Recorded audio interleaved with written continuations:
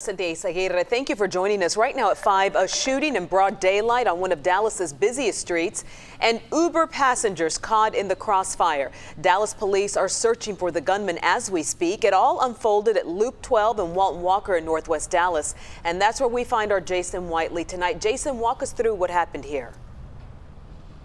Well, Cynthia, let's lay out the scene for you. The first shots were fired at a black Nissan Cube that was sitting right here in this eastbound lane going east on Northwest Highway. The two people inside the car, a man and a woman, jump out of the car. They race over here as they are getting shot at and go inside this Exxon station where the Dallas police officer is getting back in his car here.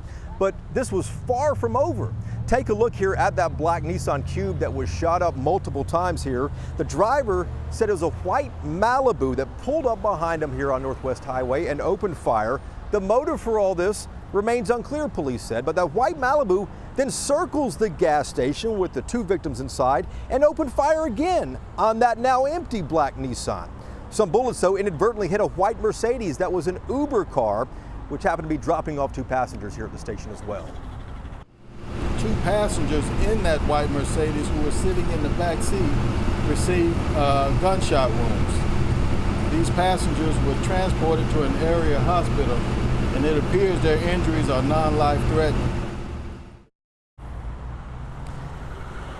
So Dallas police have surveillance video of that gunman's car, especially when it circled the gas station here twice. It's a white Malibu. It's a piece of evidence that detectives are now reviewing while also trying to determine why that black Nissan Cube and the man and woman were targeted inside to begin with. Reporting live, Jason Whiteley, Channel 8 News. Thank you, Jason. Now to